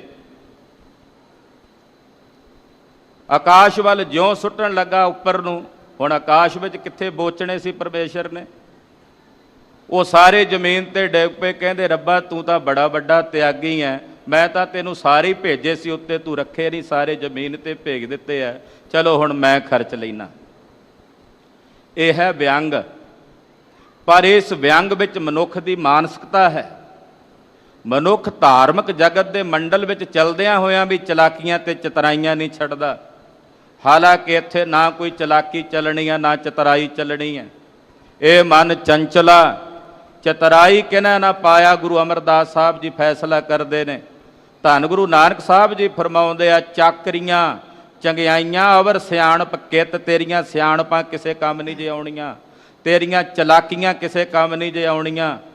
ਤੂੰ ਆਖੇ ਮੈਂ ਚਲਾਕੀਆਂ ਨਾਲ ਜਿਹੜੀਆਂ ਚੰਗਿਆਈਆਂ ਕੀਤੀਆਂ ਨੇ ਲੋਕਾਂ ਨੂੰ ਵਿਖਾਉਣ ਵਾਸਤੇ, ਇਹ ਉੱਥੇ ਕੰਮ ਆਉਣਗੀਆਂ। ਨਾਨਕ ਨਾਮ ਸੰਭਾਲ ਤੂੰ, ਬੱਦਾ ਛੁਟੈ ਜਿੱਤ। ਧੰਨ ਗੁਰੂ ਨਾਨਕ ਸਾਹਿਬ ਸੱਚੇ ਪਾਤਸ਼ਾਹ ਜੀ ਕਹਿੰਦੇ, ਹਾਲੇ ਵੀ ਵੇਲਾ ਸੱਜਣਾ, ਤੂੰ ਠੱਗ ਨਾ ਬਣ, ਸੱਜਣ ਬਣ। ਪਾਰ ਬ੍ਰਹਮ ਪਰਮੇਸ਼ਰ ਦੇ ਨਾਮ ਦੀ ਸੰਭਾਲ ਕਰ ਤੇ ਤੂੰ ਬੰਨਿਆ ਹੋਇਆ ਛੁੱਟ ਸਕਦਾ ਹੈ, ਮੁਕਤ ਹੋ ਸਕਦਾ ਹੈ। ਸਤਿਗੁਰੂ ਜੀ ਦੇ ਬਚਨਾਂ ਦੇ ਅਣੀਆਂ ਵਾਲੇ ਤੀਰ ਸੱਜਣ ਠੱਗ ਦੇ ਹਿਰਦੇ ਨੂੰ ਵੱਜੇ। ਜਿਹੜਾ ਗੁਰੂ ਨਾਨਕ ਸਾਹਿਬ ਨੂੰ ਸ਼ਿਕਾਰ ਬਣਾਉਣਾ ਚਾਹੁੰਦਾ ਸੀ, ਸਤਿਗੁਰੂ ਗੁਰੂ ਨਾਨਕ ਸਾਹਿਬ ਦਾ ਆਪ ਸ਼ਿਕਾਰ ਬਣ ਗਿਆ ਔਰ ਮਹਾਰਾਜ ਜੀ ਦੇ ਚਰਨਾਂ ਤੇ ਢਹਿ ਪਿਆ, ਆਖਿਆ ਬਖਸ਼ ਲੋ ਪਿਛਲੇ ਗੁਨਾਹ। ਗਰੀਬ ਨਵਾਜ ਪਾਤਸ਼ਾਹ ਨੇ ਤਰਸ ਕੀਤਾ ਭਾਈ ਸੱਜਣ ਨੂੰ, ਭਾਈ ਸੱਜਣ ਬਣਾ ਕੇ ਉਸ ਇਲਾਕੇ ਦੇ, ਮੁਲਤਾਨ ਦੇ ਇਲਾਕੇ ਦਾ ਇਹਨੂੰ ਬੜਾ ਵੱਡਾ ਪ੍ਰਚਾਰਕ ਆਪਣੇ ਘਰੋਂ ਥਾਪਿਆ। ਲੜੀਵਾਰ ਕਥਾ ਇਸ ਪਾਵਨ ਸਥਾਨ ਤੇ ਚੱਲ ਰਹੀ ਹੈ। ਰਾਮਕਲੀ ਰਾਗ ਵਿੱਚ ਪੰਜਵੇਂ ਪਾਤਸ਼ਾਹ ਧੰਨ ਗੁਰੂ ਅਰਜਨ ਦੇਵ ਸਾਹਿਬ ਜੀ ਮਹਾਰਾਜ ਜੀ ਦੇ ਪਾਵਨ ਸ਼ਬਦ ਹਨ, ਛੰਤ ਚੱਲ ਰਹੇ ਹਨ। ਸਰਵਣ ਕਰਨ ਤੋਂ ਪਹਿਲਾਂ ਪੰਜਵੇਂ ਗੁਰਦੇਵ ਦੇ ਚਰਨਾਂ 'ਚ ਹਾਜ਼ਰੀਆਂ ਲਵਾਓ। ਆਖੋ ਜੀ ਸਤਨਾਮ ਸ੍ਰੀ ਵਾਹਿਗੁਰੂ ਸਾਹਿਬ ਜੀ। ਸ਼ਲੋਕ ਧਰਮ ਅਰਥ ਅਰ ਕਾਮ ਮੋਖ, ਮੁਕਤ ਪਦਾਰਥ ਨਾਥ। ਖਾਲਸਾ ਜੀ ਸ਼ਲੋਕ ਉਚਾਰਦੇ ਹਨ ਪੰਜਵੇਂ ਗੁਰਦੇਵ। 4 ਪਦਾਰਥ ਹਨ, ਪੰਜਵਾਂ ਪਦਾਰਥ ਸੰਸਾਰ 'ਚ ਕੋਈ ਨਹੀਂ। ਧਰਮ ਹਰ ਇੱਕ ਮਨੁੱਖ ਨੂੰ ਚਾਹੀਦਾ ਜੀਵਨ ਲਈ। ਜਿਹੜੇ ਨਾਸਤਕ ਨੇ ਉਹਨਾਂ ਦਾ ਵੀ ਧਰਮ ਹੈ, ਉਹ ਹੈ ਨਾਸਤਕ ਧਰਮ। ਧਰਮ ਤਾਂ ਉਹਨਾਂ ਦਾ ਵੀ ਹੈ ਨਾ, ਨਾਸਤਕ ਵੀ ਉਹ ਰੱਬ ਨੂੰ ਨਹੀਂ ਮੰਨਦੇ, ਵੀ ਤਾਂ ਧਰਮ ਹੀ ਆ ਉਹਨਾਂ ਦਾ। ਅਰਥ ਲੋੜ ਦੀਆਂ ਜਿੰਨੀਆਂ ਵਸਤੂਆਂ। ਅਰਥ ਦਾ ਮਤਲਬ ਸ਼ਬਦ ਦਾ ਵਿਚਾਰ ਕਰਕੇ ਸਾਰੰਸ਼ ਨੂੰ ਸਮਝਣਾ, ਉਹਨੂੰ ਵੀ ਅਰਥ ਕਹਿੰਦੇ ਆ। ਅਰਥ ਲੋੜ ਦੀਆਂ ਵਸਤੂਆਂ ਜੋ ਸਾਨੂੰ ਚਾਹੀਦੀਆਂ ਹਨ। ਮਕਾਨ ਚਾਹੀਦਾ, ਕੱਪੜਾ ਚਾਹੀਦਾ, ਰੋਟੀ ਚਾਹੀਦੀ ਹੈ, ਉਹ ਹੈ ਅਰਥ। ਜੋ ਸਾਡੀਆਂ ਜ਼ਰੂਰਤਾਂ ਹਨ, ਭਾਵੇਂ ਅਸੀਂ ਬਹੁਤ ਸਾਰੀਆਂ ਜ਼ਰੂਰਤਾਂ ਇੱਦਾਂ ਵੀ ਵਧਾ ਲਈਆਂ ਨੇ ਆਪਣੀਆਂ, ਜਿਨ੍ਹਾਂ ਤੋਂ ਬਿਨਾਂ ਅੱਜ ਤੋਂ 10-20 ਸਾਲ ਪਹਿਲਾਂ ਸਰਦਾ ਹੁੰਦਾ ਸੀ, ਹੁਣ ਨਹੀਂ ਸਰਦਾ। ਸੋ ਅਰਥ ਜ਼ਰੂਰਤ ਦੀਆਂ ਵਸਤੂਆਂ। ਕਾਮਨਾ, ਸਭ ਦੇ ਹਿਰਦੇ 'ਚ ਕੋਈ ਨਾ ਕੋਈ ਕਾਮਨਾ ਹੈ। ਸਭ ਦੇ ਹਿਰਦੇ 'ਚ ਕੋਈ ਨਾ ਕੋਈ ਕਾਮਨਾ, ਅਸੀਂ ਸਾਰੀ ਕਾਮਨਾ ਰੱਖਦੇ ਹਾਂ ਕੋਈ ਨਾ ਕੋਈ। ਕਾਮ ਸੰਸਾਰ ਦੀ ਉਤਪਤੀ ਦਾ ਕਾਰਨ ਵੀ ਹੈ, ਕਾਮਨਾ ਵੀ ਹੈ, ਤੇ ਕਾਮਨਾ ਵੀ ਸਾਰਿਆਂ ਦੇ ਹਿਰਦੇ ਵਿੱਚ ਹੈ। ਇਹ ਵੀ ਸਭ ਦੀ ਪੂਰਤੀ ਦੀ ਸਾਰਿਆਂ ਨੂੰ ਇੱਛਾ ਹੈ। ਮੋਖ, ਮੁਕਤੀ, ਇਹ ਵੀ ਸਾਰੇ ਚਾਹੁੰਦੇ ਹੈ। ਮੁਕਤੀ ਕੀ ਹੈ? ਮੁਕਤੀ ਹੈ ਦੁੱਖ ਦੀ ਨਿਰਵਿਰਤੀ ਔਰ ਸੁੱਖ ਦੀ ਪ੍ਰਾਪਤੀ ਦੀ ਇੱਛਾ ਦਾ ਨਾਮ ਹੈ ਮੁਕਤੀ। ਮੇਰਾ ਦੁੱਖ ਦੂਰ ਹੋ ਜਾਏ ਔਰ ਮੈਨੂੰ ਸੁੱਖ ਮਿਲ ਜਾਏ, ਇਹਨੂੰ ਮੁਕਤੀ ਕਹਿੰਦੇ ਆ। ਦੱਸੋ ਬਈ ਇਹ ਮੁਕਤੀ ਸੰਸਾਰ 'ਚ ਕਿਹੜਾ ਨਹੀਂ ਚਾਹੁੰਦਾ? ਇਹ ਮੁਕਤੀ ਸਾਰੇ ਚਾਹੁੰਦੇ ਆ ਨਾ, ਭਾਵੇਂ ਕੋਈ ਰੱਬ ਨੂੰ ਮੰਨਦਾ ਨਹੀਂ ਮੰਨਦਾ, ਸਾਰੇ ਹੀ ਚਾਹੁੰਦੇ ਆ ਵੀ ਮੇਰਾ ਦੁੱਖ ਦੂਰ ਹੋਵੇ ਤੇ ਮੈਨੂੰ ਸੁੱਖ ਦੀ ਪ੍ਰਾਪਤੀ ਹੋਵੇ। ਇਹਨੂੰ ਕਹਿੰਦੇ ਆ ਮੁਕਤੀ। ਇਹ 4 ਪਦਾਰਥ ਨੇ, ਤੇ ਪਾਤਸ਼ਾਹ ਕਹਿੰਦੇ ਆ ਇਹ ਸਾਰੇ ਦੇ ਸਾਰੇ 4 ਪਦਾਰਥ ਉਹ ਅਕਾਲ ਪੁਰਖ ਵਾਹਿਗੁਰੂ ਪਰਮੇਸ਼ਰ ਨਾਥ ਹੈ, ਤੇ ਇਹਨਾਂ 4 ਪਦਾਰਥਾਂ ਦਾ ਦਾਨ ਦੇਣ ਵਾਲਾ ਹੈ। 4 ਪਦਾਰਥ ਜੇ ਕੋ ਮੰਗੈ ਸਾਧ ਜਨਾਂ ਕੀ ਸੇਵਾ ਲਾਗੈ। ਇਹ ਧਰਮ ਅਰਥ ਕਾਮ ਮੋਖ ਕਾ ਦਾਤਾ। 4 ਪਦਾਰਥਾਂ ਦੇ ਦਾਤੇ ਅਕਾਲ ਪੁਰਖ ਵਾਹਿਗੁਰੂ ਜੀ ਹਨ। ਸਗਲ ਮਨੋਰਥ ਪੂਰਿਆ ਨਾਨਕ ਲਿਖਿਆ ਮਾਥ। ਮੇਰੇ ਪਾਰ ਬ੍ਰਹਮ ਪਰਮੇਸ਼ਰ ਨੇ ਮੇਰੇ ਸਾਰੇ ਮਨੋਰਥ ਪੂਰਨ ਕਰ ਦਿੱਤੇ ਹਨ। ਸਗਲ ਮਨੋਰਥ ਪੂਰਿਆ, ਨਾਨਕ ਲਿਖਿਆ ਮਾਥ, ਮੇਰੇ ਮੱਥੇ ਦੇ ਉੱਤੇ ਵਾਹਿਗੁਰੂ ਪਰਮੇਸ਼ਰ ਨੇ ਲਿਖ ਦਿੱਤਾ, ਔਰ ਮੇਰੇ ਸਾਰੇ ਹੀ ਮਨੋਰਥ ਪੂਰਨ ਹੋ ਗਏ ਹਨ। ਛੰਤ ਛੰਦ ਦਾ ਇੱਕ ਪ੍ਰਕਾਰ ਹੈ। ਸਗਲ ਇੱਛ ਮੇਰੀ ਪੁੰਨੀਆ ਮਿਲਿਆ ਨਿਰੰਜਨ ਰਾਏ ਜੀਓ। ਪਾਤਸ਼ਾਹ ਕਹਿੰਦੇ ਮੇਰੀਆਂ ਸਾਰੀਆਂ ਇੱਛਾਵਾਂ ਪੂਰਨ ਹੋ ਗਈਆਂ ਹਨ। ਕਦੋਂ? ਜਦੋਂ ਨਿਰੰਜਨ ਰਾਜਾ ਅਕਾਲ ਪੁਰਖ ਵਾਹਿਗੁਰੂ ਪਾਰ ਬ੍ਰਹਮ ਪਰਮੇਸ਼ਰ ਮੈਨੂੰ ਮਿਲ ਗਿਆ। ਉਹਨੂੰ ਮਿਲਦਿਆਂ ਹੀ ਮੇਰੀਆਂ ਸਾਰੀਆਂ ਇੱਛਾਵਾਂ ਪੂਰਨ ਹੋ ਗਈਆਂ। ਕੋਈ ਇੱਛਾ ਹਿਰਦੇ ਵਿੱਚ ਬਾਕੀ ਨਹੀਂ ਰਹੀ। ਆਨੰਦ ਭਇਆ ਵੱਡ ਭਾਗੀ ਹੋ ਗ੍ਰਹਿ ਪ੍ਰਗਟੇ ਪ੍ਰਭ ਆਏ ਜੀਓ। ਜਦੋਂ ਮੇਰੇ ਹਿਰਦੇ ਰੂਪੀ ਘਰ ਵਿੱਚ, ਗ੍ਰਹਿ ਕਹਿੰਦੇ ਆ ਘਰ ਨੂੰ, ਹਿਰਦੇ ਰੂਪੀ ਘਰ ਦੇ ਵਿੱਚ ਉਹ ਪ੍ਰਭੂ ਅਕਾਲ ਪੁਰਖ ਵਾਹਿਗੁਰੂ ਜੀ ਆ ਕੇ ਪ੍ਰਗਟ ਹੋ ਗਏ, ਤਾਂ ਹੇ ਭਾਈ ਫਿਰ ਵੱਡੇ ਭਾਗਾਂ ਵਾਲਿਆਂ ਦੇ ਹਿਰਦਿਆਂ 'ਚ ਆਨੰਦ ਵਰਤ ਗਿਆ। ਉਹ ਆਨੰਦ ਦੇ ਸਹਿਤ ਭਰ ਗਏ। ਗ੍ਰਹਿ ਲਾਲ ਆਏ ਪੁਰਬ ਕਮਾਏ ਤਾਕੀ ਉਪਮਾ ਕਿਆ ਗਣਾ। ਮੇਰੇ ਹਿਰਦੇ ਰੂਪੀ ਘਰ ਵਿੱਚ ਮੇਰੇ ਲਾਲ ਜੀ, ਲਾਲ ਕਿਹਨੂੰ ਕਹਿੰਦੇ ਆ? ਲਾਲ ਕਹਿੰਦੇ ਆ ਪਿਆਰੇ ਨੂੰ। ਮੇਰੇ ਪਿਆਰੇ ਪ੍ਰਭੂ ਜੀ ਲਾਲ ਜੀ ਮੇਰੇ ਹਿਰਦੇ ਰੂਪੀ ਘਰ ਵਿੱਚ ਆ ਗਏ ਹਨ। ਕਿਵੇਂ ਆਏ ਨੇ? ਪੁਰਬ ਕਮਾਏ, ਪੂਰਬਲੇ ਜਨਮਾਂ ਦੇ ਕੋਈ ਚੰਗੇ ਕਰਮ ਕਮਾਏ ਹੋਏ ਅੱਗੇ ਆ ਗਏ, ਤੇ ਮੇਰੇ ਲਾਲ ਸੁਆਮੀ ਜੀ ਮੇਰੇ ਹਿਰਦੇ ਰੂਪੀ ਘਰ ਵਿੱਚ ਆ ਗਏ। ਤੇ ਮੇਰੇ ਸੁਆਮੀ ਜੀ ਜੋ ਹਿਰਦੇ ਰੂਪੀ ਘਰ ਵਿੱਚ ਆਏ ਨੇ, ਤਾਂ ਕਿ ਉਪਮਾ ਕਿਆ ਗਣਾ, ਉਹਦੀ ਉਪਮਾ ਮੈਂ ਕੀ ਕਹਾਂ। ਖਾਲਸਾ ਜੀ ਕਿਸੇ ਬਾਰੇ ਉਪਮਾ ਦੇਣੀ ਹੋਵੇ, ਅਸੀਂ ਕਹਿ ਸਕਦੇ ਹਾਂ ਵੀ ਫਲਾਣੇ ਦੀਆਂ ਅੱਖਾਂ ਹਿਰਨ ਦੇ ਬੱਚੇ ਵਾਂਗੂ ਨੇ, ਫਲਾਣੇ ਦਾ ਚਿਹਰਾ ਚੰਨ ਵਰਗਾ, ਫਲਾਣੇ ਦੇ ਕੇਸ ਇਉਂ ਨੇ ਜਿਵੇਂ ਕਾਲੇ ਰੰਗ ਦੇ ਨਾਗ ਹੋਣ। ਉਪਮਾ ਦੇ ਦਿੰਦੇ ਆ ਨਾ। ਤੇ ਜਦੋਂ ਪਰਮੇਸ਼ਰ ਬਾਰੇ, ਸਵਰੂਪ ਬਾਰੇ ਵਰਣਨ ਕਰਨਾ, ਹੁਣ ਉਹਦੇ ਬਾਰੇ ਕੀ ਉਪਮਾ ਦੇਈਏ? ਉਹ ਕਿਹੋ ਜਿਹਾ ਹੈ, ਉਹਦੀ ਉਪਮਾ ਕਹੀ ਨਹੀਂ ਜਾ ਸਕਦੀ। ਬੇਅੰਤ ਪੂਰਨ ਸੁਖ ਸਹਿਜ ਦਾਤਾ ਕਵਨ ਰਸਨਾ ਗੁਣ ਭਣਾ। हे प्रभु तू बेअंत है, पूर्ण है, सुखां दा दाता है, सहज दाता है। खालसा जी गुरमत दा मार्ग सहज मार्ग है, ये गल चेते रखना, हठ मार्ग नहीं। सहज जो सुते सिद्ध चलदा चलिया जावे, गुरसिख दा नितनेम सुते सिद्ध ही हो जाए, उन्होंने सहज ही कहते हैं।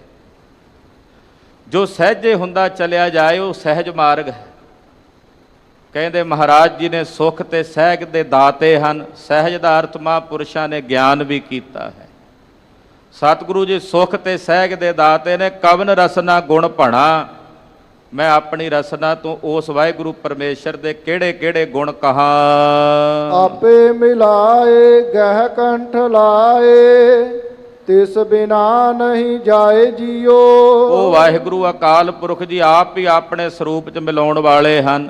ਸਾਡੀ ਬਾਹ ਫੜ ਕੇ ਸਾਨੂੰ ਆਪਣੇ ਕੰਠ ਨਾਲ ਲਾ ਲੈਣ ਵਾਲੇ ਹਨ। ਉਸ ਅਕਾਲ ਪੁਰਖ ਵਾਹਿਗੁਰੂ ਪਰਮੇਸ਼ਰ ਤੋਂ ਬਿਨਾਂ ਮੈਨੂੰ ਹੋਰ ਕੋਈ ਜਗ੍ਹਾ ਨਹੀਂ। ਪਲ ਜਾਏ ਨਾਨਕ ਸਦਾ ਕਰਤੇ, ਸਭ ਮਹਿ ਰਹਿਆ ਸਮਾਏ ਜਿਉ। ਸਤਿਗੁਰੂ ਜੀ ਕਹਿੰਦੇ ਮੈਂ ਬਲਿਹਾਰ ਜਾਵਾਂ ਅਕਾਲ ਪੁਰਖ ਵਾਹਿਗੁਰੂ ਪਰਮੇਸ਼ਰ ਤੋਂ, ਕਰਤਾ ਪੁਰਖ ਤੋਂ, ਜੋ ਸਾਰਿਆਂ ਵਿੱਚ ਸਮਾਇਆ ਹੋਇਆ। ਰਾਗ ਰਾਮ ਕਲੀ ਮਹੱਲਾ ਪੰਜਵਾ। ਪੰਜਵੇਂ ਪਾਤਸ਼ਾਹ ਧੰਨ ਗੁਰੂ ਅਰਜਨ ਦੇਵ ਸਾਹਿਬ ਸ਼ਬਦ ਉਚਾਰਦੇ ਹਨ। ਰਨ ਝੁੰਝਣੜਾ ਗਾਓ ਸਖੀ ਹਰ ਏਕ ਧਿਆਵੋ। ਖਾਲਸਾ ਜੀ ਇਹ ਸ਼ਬਦ ਕੇਵਲ 2 ਪੰਕਤੀਆਂ ਦਾ ਹੈ। ਭਾਈ ਬੰਨੋ ਨੇ ਸ੍ਰੀ ਗੁਰੂ ਗ੍ਰੰਥ ਸਾਹਿਬ ਜੀ ਦੀ ਪਾਵਨ ਬੀੜ ਤੋਂ ਉਤਾਰਾ ਕੀਤਾ। ਉਸ ਪਾਵਨ ਬੀੜ ਵਿੱਚ ਭਾਈ ਬੰਨੋ ਨੇ ਸ਼ਬਦ ਸੰਪੂਰਨ ਲਿਖ ਦਿੱਤਾ। ਕੁਝ ਸ਼ਬਦ ਹੋਰ ਵਧਾਏ। ਜਦੋਂ ਗੁਰੂ ਅਰਜਨ ਦੇਵ ਸਾਹਿਬ ਕੋਲੋਂ ਬੀੜ ਲੈ ਕੇ ਹਾਜ਼ਰ ਹੋਏ ਤੇ ਪਾਤਸ਼ਾਹ ਨੇ ਪ੍ਰਵਾਨ ਨਹੀਂ ਕੀਤੀ। ਖਾਲਸਾ ਜੀ ਇਹ ਸੰਕੇਤ ਹੈ ਅੱਜ ਦੇ ਵਰਤਮਾਨ ਦੇ ਹਾਲਾਤਾਂ ਨੂੰ ਵੇਖਦਿਆਂ ਹੋਇਆਂ ਗੁਰੂ ਸਾਹਿਬ ਜੀ ਪਹਿਲੋਂ ਹੀ ਫੈਸਲਾ ਕਰ ਗਏ ਕਿ ਜੋ ਇਨ ਬਿਨ ਸਾਹਿਬ ਨੇ ਲਿਖ ਦਿੱਤਾ ਉਸੇ ਤਰ੍ਹਾਂ ਰਹੇਗਾ, ਉਹਨੂੰ ਬਦਲਣ ਦਾ ਹੱਕ ਕਿਸੇ ਸਿੱਖ ਨੂੰ ਨਹੀਂ, ਕਿਸੇ ਵੀ ਸਿੱਖ ਨੂੰ ਨਹੀਂ। ਜੇ ਭਾਈ ਬੰਨੋ ਨੇ ਸ਼ਬਦ ਸੰਪੂਰਨ ਕੀਤਾ, ਗੁਰੂਦੇਵ ਨੇ ਪ੍ਰਵਾਨ ਨਹੀਂ ਕੀਤਾ। ਅੱਜ ਦੇ ਸਮੇਂ ਦੇ ਵਿੱਚ ਖਾਲਸਾ ਜੀ ਬਹੁਤਿਆਂ ਨੇ ਖਰੇ ਉਹ ਕਿਸੇ ਸਾਜ਼ਿਸ਼ ਦੇ ਤਹਿਤ ਕਰ ਰਹੇ ਨੇ ਕਿ ਸ੍ਰੀ ਗੁਰੂ ਗ੍ਰੰਥ ਸਾਹਿਬ ਜੀ ਦੀ ਪਾਵਨ ਬਾਣੀ ਦੇ ਨਾਲ ਛੇੜਛਾੜ ਸ਼ੁਰੂ ਕਰ ਦਿੱਤੀ ਹੈ। ਆਪਣੀ ਮਰਜ਼ੀ ਨਾਲ ਬਿੰਦੀਆਂ ਟਿੱਪੀਆਂ ਅਧਕਾਂ ਉੱਤੇ ਲਿਖ ਕੇ ਛਾਪਣੇ ਸ਼ੁਰੂ ਕਰ ਦਿੱਤੇ ਆ। ਪਿੱਛੇ ਜੀ ਉਹਦੇ ਸਬੰਧ ਵਿੱਚ ਸ੍ਰੀ ਅਕਾਲ ਤਖਤ ਸਾਹਿਬ ਦੇ ਉੱਤੇ ਪੰਥ ਦੀ ਇਕੱਤਰਤਾ ਵੀ ਹੋਈ ਹੈ। ਸੁਚੇਤ ਹੋ ਜਾਣਾ ਚਾਹੀਦਾ, ਸਾਵਧਾਨ ਹੋਣਾ ਚਾਹੀਦਾ ਹੈ।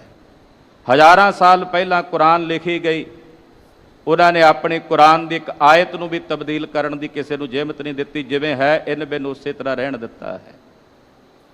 ਇੱਕ ਓੰਕਾਰ ਤੋਂ ਲੈ ਕੇ 18-10-20 ਤੱਕ ਜੋ ਗੁਰਦੇਵ ਨੇ ਲਿਖ ਦਿੱਤਾ ਪੰਜਵੇਂ ਪਾਤਸ਼ਾਹ ਨੇ, ਕਲਗੀਧਰ ਸਵਾਮੀ ਸ੍ਰੀ ਗੁਰੂ ਗੋਬਿੰਦ ਸਿੰਘ ਸਾਹਿਬ ਜੀ ਨੇ ਦਮਦਮਾ ਸਾਹਿਬ ਗੁਰੂ ਕਾਸ਼ੀ, ਇਨ ਬਿਨ ਉਸੇ ਤਰ੍ਹਾਂ ਹੀ ਰਹੇਗਾ, ਕਿਸੇ ਨੂੰ ਵੀ ਬਦਲਣ ਦਾ ਹੱਕ ਨਹੀਂ ਹੈ, ਸਮੁੱਚੇ ਪੰਥ ਨੂੰ ਵੀ ਨਹੀਂ ਹੈ। ਜੇ ਸਾਰਾ ਪੰਥ ਇਕੱਠਾ ਹੋ ਕੇ ਵੀ ਕਹੇ ਨਾ ਕਿ ਗੁਰੂ ਗ੍ਰੰਥ ਸਾਹਿਬ ਵਿੱਚੋਂ ਅਸੀਂ ਕੋਈ ਪੰਕਤੀ ਇਸ ਪਾਸੇ ਜਾਂ ਮੰਗਲ ਇੱਧਰ ਉੱਧਰ ਕਰ ਦਈਏ ਤੇ ਪੂਰੇ ਪੰਥ ਨੂੰ ਵੀ ਹੱਕ ਨਹੀਂ। ਇਹ ਹੱਕ ਕੇਵਲ ਗੁਰੂ ਦਾ, ਕਿਉਂਕਿ ਗੁਰੂ ਸਾਹਿਬ ਪੂਰਨ ਨੇ, ਸ੍ਰੀ ਗੁਰੂ ਗ੍ਰੰਥ ਸਾਹਿਬ ਜੀ ਪੂਰਨ ਨੇ, ਔਰ ਪੂਰਨ ਗੁਰੂ ਵਿੱਚ ਗੁਰੂ ਕੇ ਸਿੱਖ ਦਾ ਕੋਈ ਫਰਜ਼ ਨਹੀਂ ਕਿ ਕਿਸੇ ਪ੍ਰਕਾਰ ਦੀ ਕੋਈ ਕਮੀ ਕੱਢੇ। ਸੁਚੇਤ ਹੋਣ ਦੀ ਲੋੜ ਹੈ। ਪਾਤਸ਼ਾਹ ਸ਼ਬਦ ਉਚਾਰਦੇ ਨੇ, ਰਣ ਝੁੰਝਣੜਾ ਗਾਓ ਸਖੀ ਹਰ ਏਕ ਧਿਆਵੋ। ਰਣ ਕਹਿੰਦੇ ਜੰਗ ਦੇ ਮੈਦਾਨ ਨੂੰ।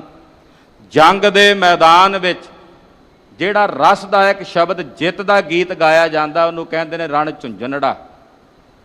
ਜਿਹੜਾ ਜੰਗ ਦੇ ਮੈਦਾਨ 'ਚ ਜਿੱਤ ਦਾ ਗੀਤ ਗਾਇਆ ਜਾਵੇ, ਕਹਿੰਦੇ ਹੇ ਸਖੀ ਤੂੰ ਰਣ ਦੇ ਮੈਦਾਨ ਦੇ ਵਿੱਚ ਜਿੱਤ ਗਈ ਹੈ, ਮੋਹ ਰੂਪੀ ਰਾਜੇ ਨੂੰ ਵਿਵੇਕ ਰੂਪੀ ਰਾਜੇ ਦੇ ਨਾਲ ਮਾਰ ਦਿੱਤਾ ਹੈ। ਹੁਣ ਇਸ ਕਰਕੇ ਤੂੰ ਇਸ ਰਸਦਾਇਕ ਜਿੱਤ ਦੇ ਗੀਤਾਂ ਨੂੰ ਗਾਇਨ ਕਰ ਔਰ ਇੱਕ ਹਰੀ ਅਕਾਲ ਪੁਰਖ ਪਰਮੇਸ਼ਰ ਨੂੰ ਧਿਆ। ਸਤਿਗੁਰ ਤੁਮ ਸੇਵ ਸਖੀ ਮਨ ਚਿੰਦੇੜਾ ਫਲ ਪਾਵੋ। ਹੇ ਭਾਈ ਸਤਿਗੁਰਾਂ ਦੀ ਸੇਵਾ ਕਰ ਤੂੰ ਹੈ ਸਖੀ, ਮਨ ਚਿੰਦੇੜਾ ਫਲ ਪਾਵੋ। ਜਦੋਂ ਸਤਿਗੁਰਾਂ ਦੀ ਸੇਵਾ ਕਰੇਂਗੀ ਤਾਂ ਤੈਨੂੰ ਮਨ ਚਿੰਦੇ ਫਲਾਂ ਦੀ ਪ੍ਰਾਪਤੀ ਹੋਵੇਗੀ।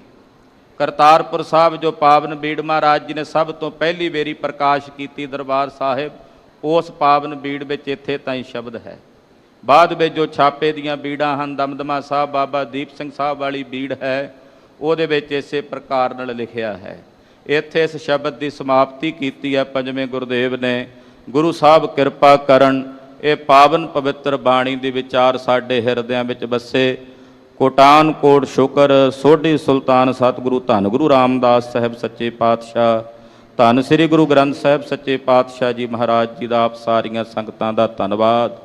ਉਚੇਚੇ ਤੌਰ ਤੇ ਧੰਨਵਾਦ ਸਿੰਘ ਸਾਹਿਬ ਗਿਆਨੀ ਜਗਤਾਰ ਸਿੰਘ ਜੀ, ਹੈੱਡ ਗ੍ਰੰਥੀ ਸ੍ਰੀ ਦਰਬਾਰ ਸਾਹਿਬ, ਭਾਈ ਸਾਹਿਬ ਹੋਣਾ ਦਾ, ਸਾਰੇ ਸਿੰਘਾਂ ਦਾ ਧੰਨਵਾਦ। ਆਓ ਸਮਾਪਤੀ ਕਰੀਏ ਜੀ। ਰਨ ਝੁੰਝਣੜਾ ਗਾਓ ਸਖੀ ਹਰ ਏਕ ਧਿਆਵੋ, ਸਤਿਗੁਰ ਤੁਮ ਸੇਵ ਸਖੀ, ਮਨ ਚਿੰਦਿਆੜਾ ਫਲ ਪਾਵੋ। ਵਾਹਿਗੁਰੂ ਜੀ ਕਾ ਖਾਲਸਾ, ਵਾਹਿਗੁਰੂ ਜੀ ਕੀ ਫਤਿਹ।